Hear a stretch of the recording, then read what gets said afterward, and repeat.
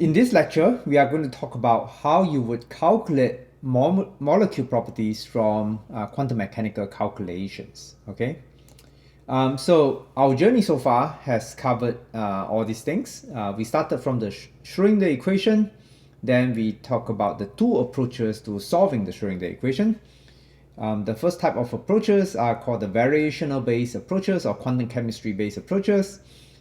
This starts from the Hartree-Fock approximation, and then we talk about how do you go about including correlation with Hartree-Fock. Okay. Now, the second type of method to solve the Schrödinger equation is called density functional theory, or DFT for short.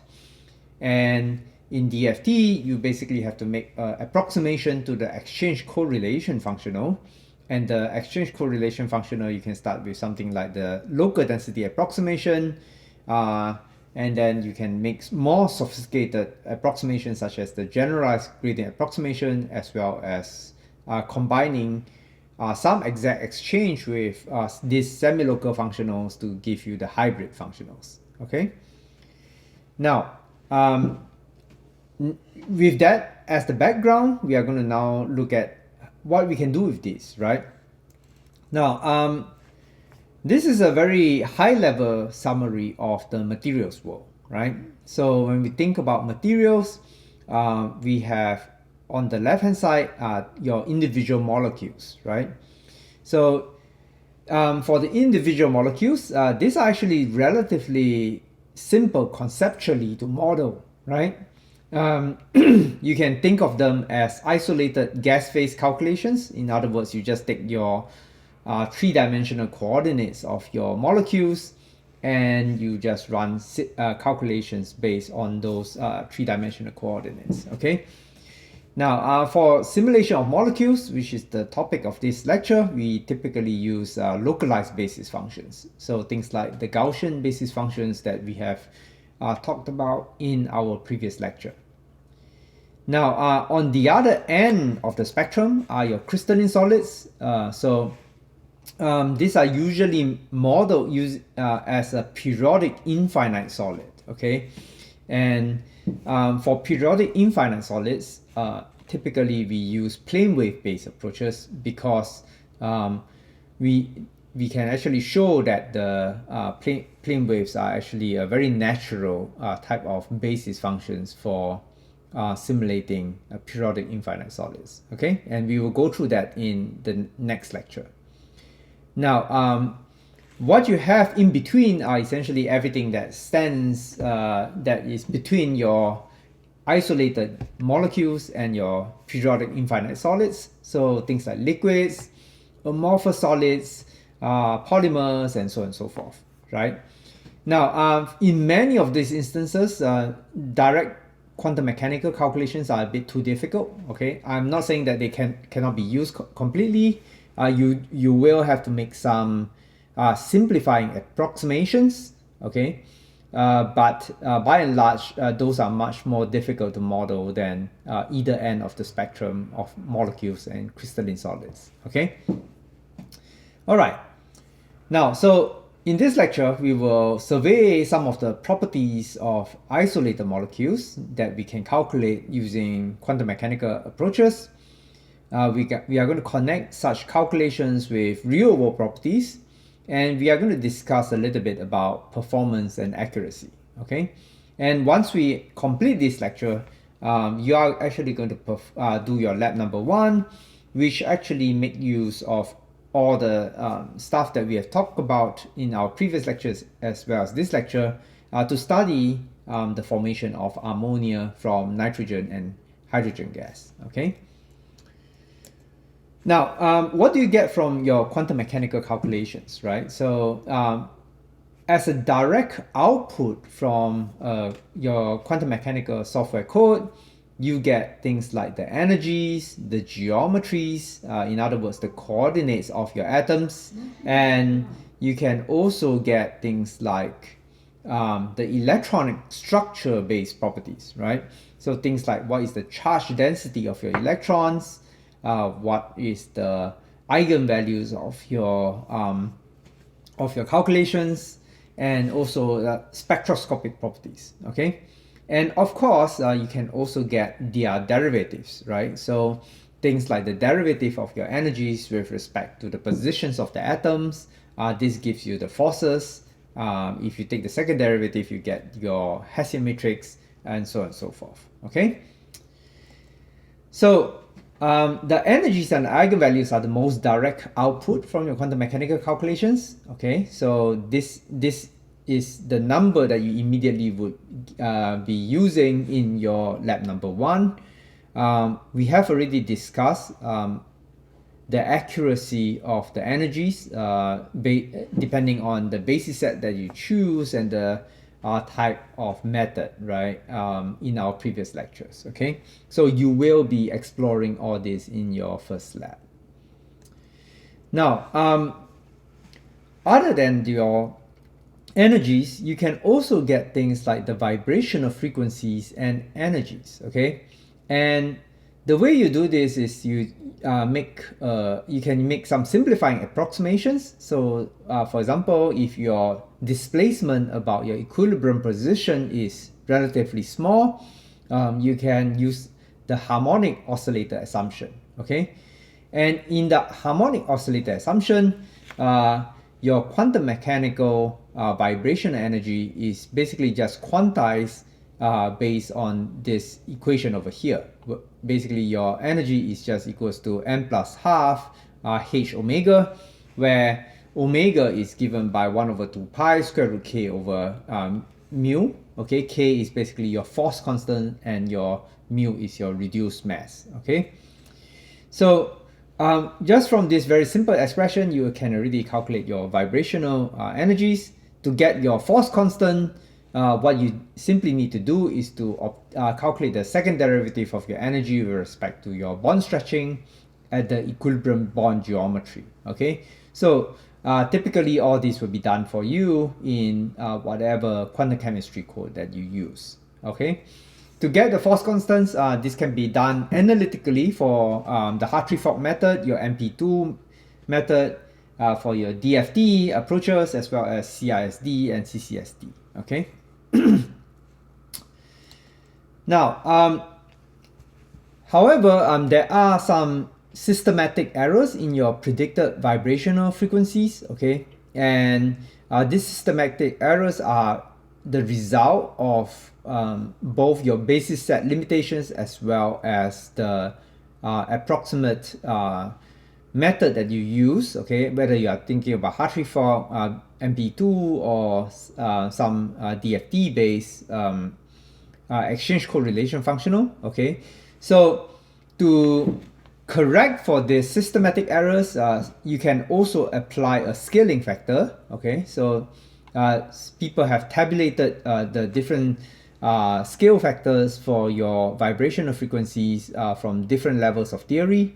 Okay, so for example, if you do a Hartree-Fock with a 3-21G basis set, you have to apply a scale factor of 0.9085 to the vibrational frequencies that you calculate. Okay, in general, most of these numbers are fairly close to 1. So as long as you use a reasonable method and a reasonably sized basis set, some people may also just ignore the scaling factor and just use the calculated vibrational frequencies as is, okay? So, for example, Hartree-Fock overemphasizes bonding. In other words, it tends to overbind, and all your force constants are actually too large, which is why you see that all the Hartree-Fock scaling factors are all smaller than 1, okay? All right.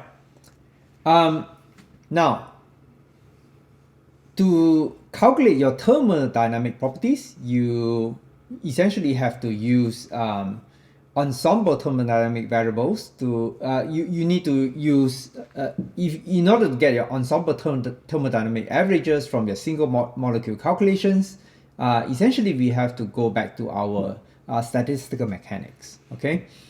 So I'm going to assume that most of you have taken a thermodynamics and statistical mechanics course before, and I'm going to go through relatively quickly how you would actually incorporate all the ensemble averages into your single molecule calculations. Okay. So just a very brief recap of your statistical mechanics calculations. The first thing you learn in statistical mechanics is the definition of your partition function, okay, z, okay, and basically your partition function is just equals to the summation of your exponent negative the energy divided by kBt, and you basically do a sum over all the microstates that you in your ensemble. Okay. Now, from the partition function, you can then derive all the other thermodynamic averages. Okay. So things like your internal energy is just given by the partial derivative of your log of your partition function with respect to temperature times kBt squared. Then your enthalpy is just given by your internal energy plus PV, and you can your entropy is given by kb log of z plus kb, again the derivative of log of z divided by over t, and then your Gibbs free energy is just given by your enthalpy minus T times your entropy. Okay, so all these equations are pretty standard. You can find them in any statistical mechanics textbook. Okay. Now, when we are trying to calculate our thermodynamic ensemble averages from our single molecule calculations, we need to make some assumptions. Okay, so the first assumption that we make is to assume essentially that we are dealing with ideal gas molecules. Okay, now because ideal gas molecules do not interact at all, okay, that's basically the assumption for an ideal gas.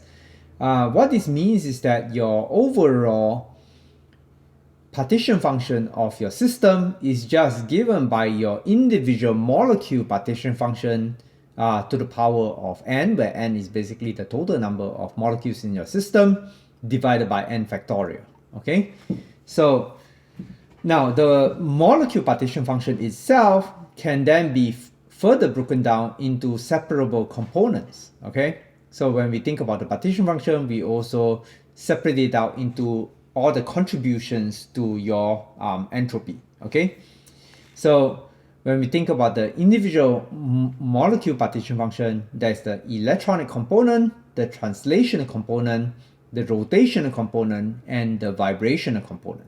Okay, now once we actually substitute this into this equation over here and we take the natural log, you can see that basically your log of your partition function, overall partition function, is just equals to n times the sum of your individual partition functions minus n log n plus n. Okay, all right. Sorry, there should be a log sign in front of all these individual partition functions. I'm not sure why it is not appearing here. Okay, now so let us go through each of the components of our partition function in turn. Okay, so the first one is the electronic partition function. Okay, so the electronic partition function is related to basically the states that you can occupy, that can be occupied by your electrons, right? Now, typically the excited states are much higher in energy, and generally they make no significant contribution to the partition function below a few thousand Kelvin. Okay, so in other words, typically your electronic energy is just the electronic energy that you directly get from your quantum mechanical calculations. So we do not actually take into account the contributions from your excited states. Okay. However, if you do have a non-singlet ground state, there can be contributions to the electronic entropy from your from the occupation of your different orbitals. Okay. Now, the second component of your partition function is the translational component, and for this we use the particle in the box model. Okay, and from the particle in the box model, you can obtain your translational partition function as just given by this this expression over here, where in essence, it is related to your temperature to the power of 3/2, and your translational internal energy is just given by 2/2 RT. So this is something that you learn that for your ideal gas, this is basically the internal energy, the translational component of your internal energy from your for your ideal gas molecules. Okay, and you can also obtain the translational entropy using this expression over here. Okay. The vibrational component is using the method that we talked about earlier. Typically, it's based on the quantum mechanical harmonic oscillator assumption with 3n minus 6 degrees of freedom. With that, you basically get your vibrational entropy as vibrational partition function as just simply 1 over 1 minus e to the power of h omega over kBt. You can just think of this harmonic oscillator that we equation, and you essentially sum n from 0 to infinity, and you can see that this is just a simple geometric progression, and with that you can basically calculate your get this expression over here. Okay, and from that you can then get your internal energy from your for your vibrational internal energy as well as your vibrational entropy. Okay, all right. For molecules, there's also a rotational component to the partition function, and this is of course related to the rotation of your molecules. Linear and non-linear molecules are treated differently. Okay, so if you refer to some any statistical mechanics textbook, they will talk about how you would actually calculate the rotational partition function and rotational internal energy and entropy for linear and non-linear molecules. Okay, I'm not going to go through the details of this over here. Okay, all right. Now, as a practical approach, the way that you go about calculating the properties of a molecule is you are going to do a 3-step calculation. Okay, so the first step is always a geometry optimization step. Okay, what this simply means is that you are going to give the software an initial configuration for your atoms. Okay, so basically, typically you obtain that initial configuration from some experimental numbers or some other source of a molecule somewhere. Okay, and in the geometry optimization step, what you are essentially trying to find is what's the equilibrium geometry of your molecule. In other words, what's the lowest energy state of your molecule that has zero forces on all the atoms. Okay, so that is what is meant by the geometry optimization step. Now, after you do your geometry optimization step, you will then need do your frequency calculation. Basically, the frequency calculation is to obtain the derivative of your energy with respect to the second derivative of your energy with respect to your equilibrium geometry, and that gives you your vibrational and other contributions to your free energy. Okay, and finally, as the last step, you will typically perform a self-consistent field energy calculation. In other words, here you are no longer going to change the geometry. You are going to just do a single shot energy calculation, and this step is really just for you to obtain a much more accurate energy than you would otherwise obtain from your geometry optimization step. Okay, so this is the one of the most basic 3-step process in which you will do a molecule calculation.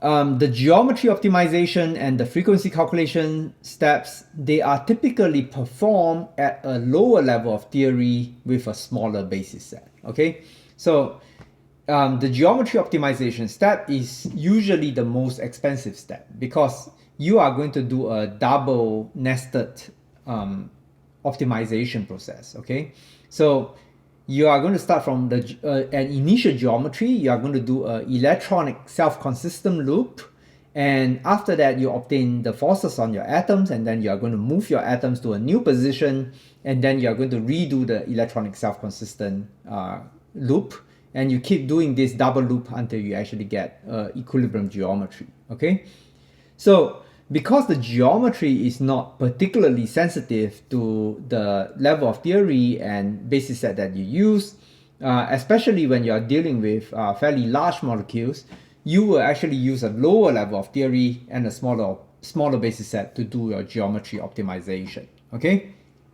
Now, for the frequency calculations, this has to be done at the same level of theory as your geometry optimization. Okay. So again, this will be the lower level of theory and a smaller basis set.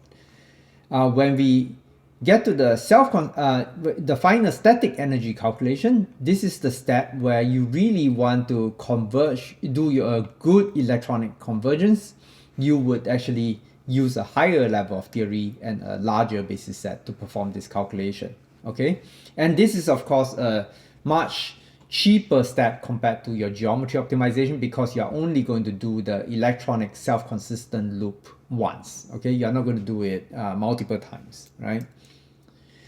All right, so one of the questions that you will be exploring in your first lab is really how do you go about selecting model chemistries, right? We have talked about your Hartree-Fock method, your MP2 method, and other correlated methods. We have talked about density functional theory, including your hybrids like B3-Lib. We have talked about the different basis sets that you can use. How do you know what you should be using to perform your calculation, right?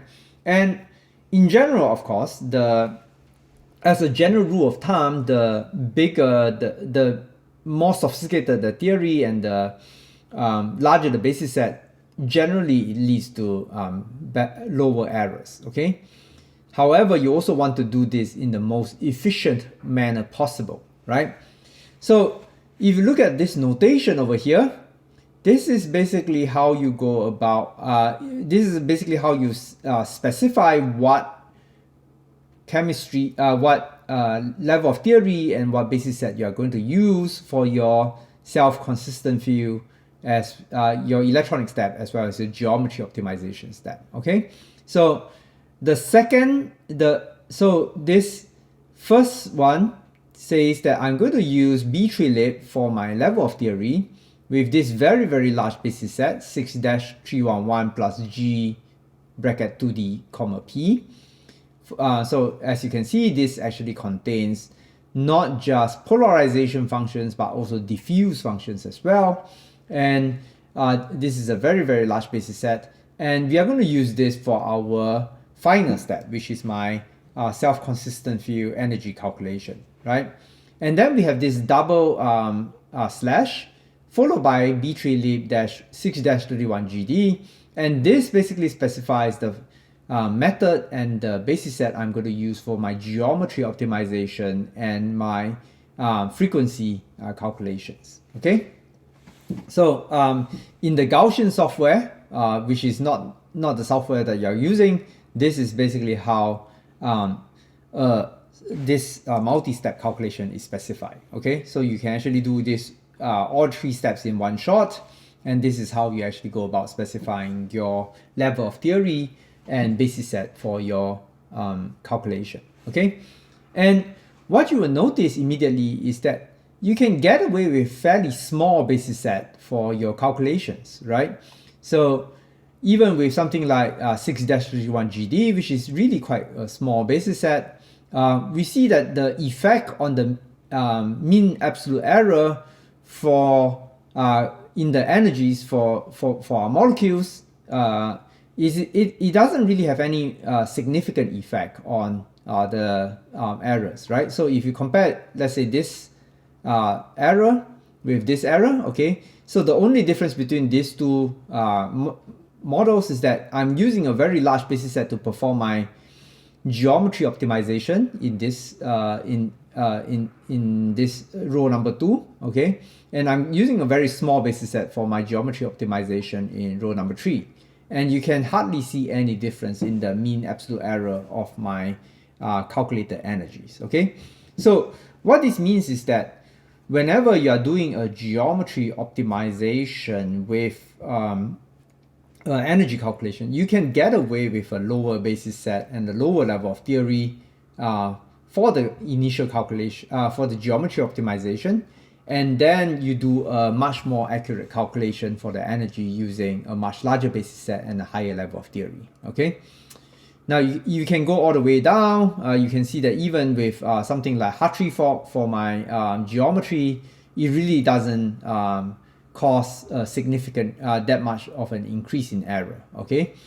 However, if you are calculating the energies, you can see that if you use Hartree-Fock for your energies, the errors are huge. Okay, so this is because, as we mentioned before, Hartree-Fock doesn't include electron correlation. So any molecule where electronic correlation is going to be a factor, you are going to have very, very large errors in your energies. Okay, so it is important that your final state, the energy calculation, is performed using a much more accurate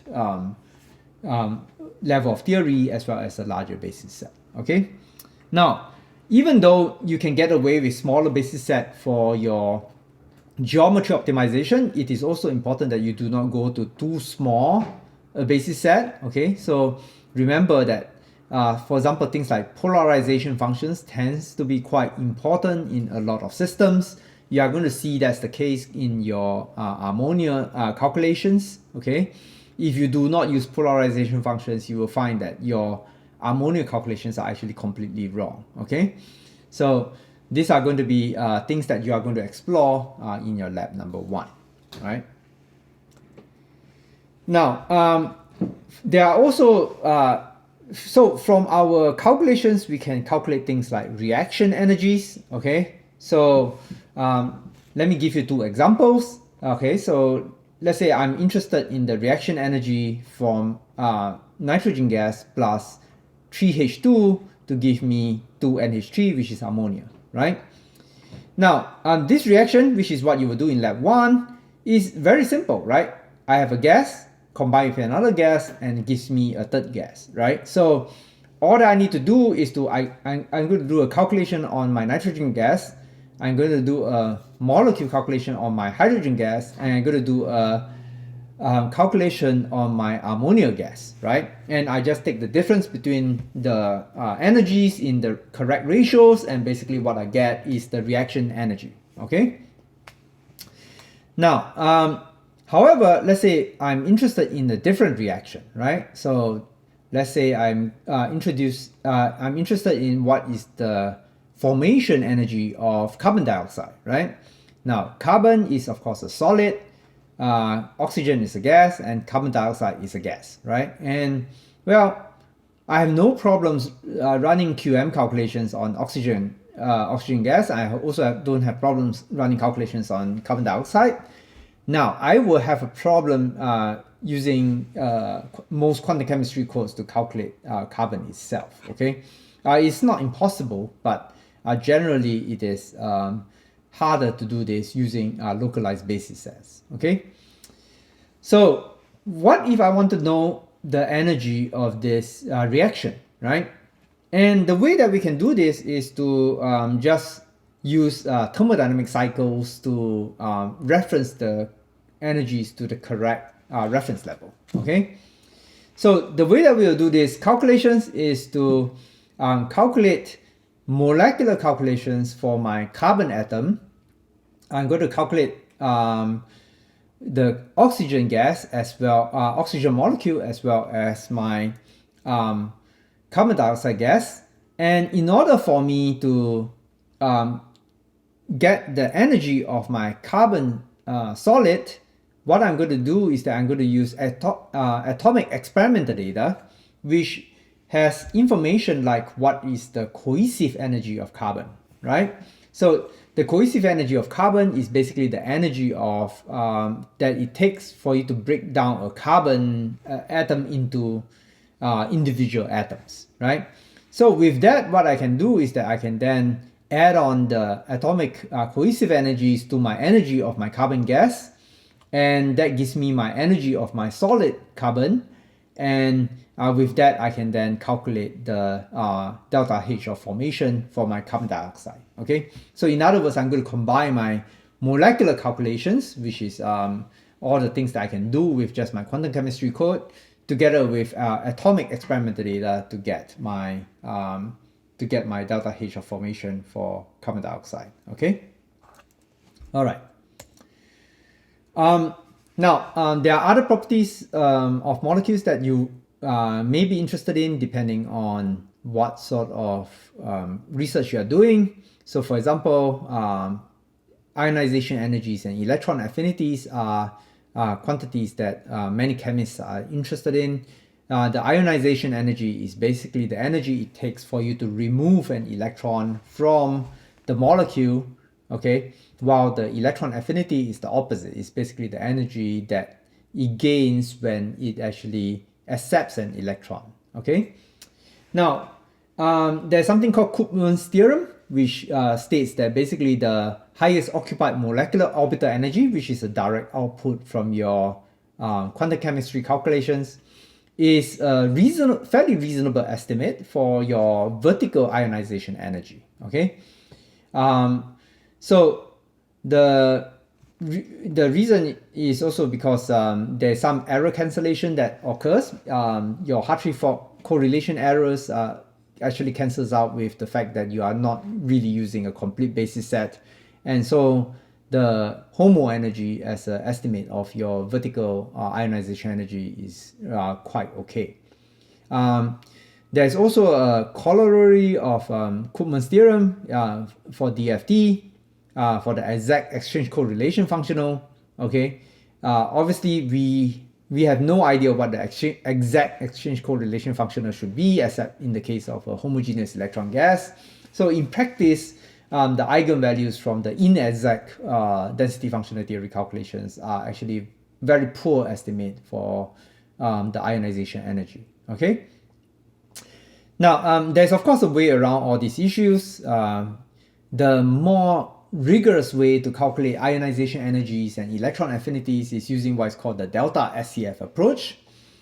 The way that you do this is that you have to do two calculations. You calculate the energy of the molecule in the neutral state, and you calculate the energy of the molecule with an additional electron or with an electron removed. Okay, so you then take the difference between them, and that difference in energies essentially gives you your ionization energies and your electron affinities. Okay, the delta SCF approach actually works quite well, okay, especially if you take care to choose the right basis sets.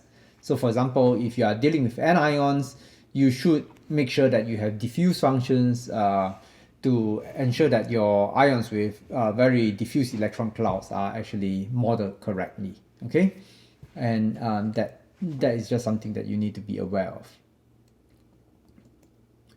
of. There are also other charge distribution properties that people are interested in. For example, you can calculate things like multiple moments from your quantum chemistry calculations. You can also get your partial atomic charges. Okay, so partial atomic charges just in essence says that, well, I know that I have a total number of X electrons in my system. I want to know how many electrons are sitting on atom A and how many electrons are sitting on atom B.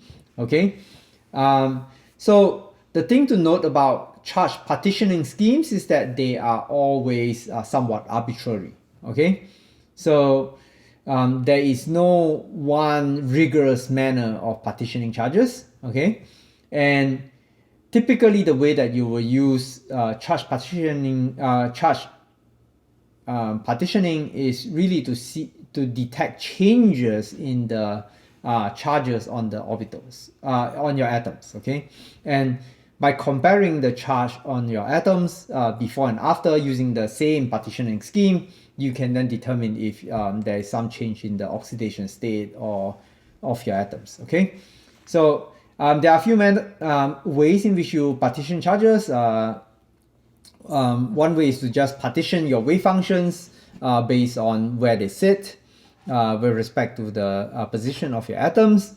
The Mulliken approach basically partition according to the degree in which the atomic orbitals contribute to the wave function. The Laudin approach first transforms the atomic orbitals basis functions to an autonomous set before you actually do your partitioning. And there is an approach called natural population analysis, or NPA, which you also do an orthogonalization to make sure that your electron density is as compact as possible before you then apply the Mulliken approach to partition your charges. Okay, so all these methods are used. Mulliken is one of the most common, as well as natural population analysis, and these are things that you can actually do specify in your quantum chemistry software. Okay. You can also obtain NMR spectral properties. The general challenge with NMR spectral properties is that the very large basis sets are recommended, and with a lot of diffuse and polarization functions. This of course makes such calculations rather expensive. It is also not possible to predict the chemical shift for heavy atoms using effective Core potentials. Okay, so nevertheless, for molecules that contain mainly your first row atoms, even with you can actually get your chemical shifts to a fair degree of accuracy, even with Hartree-Fock, though you can using DFT and MP2 usually actually works much better.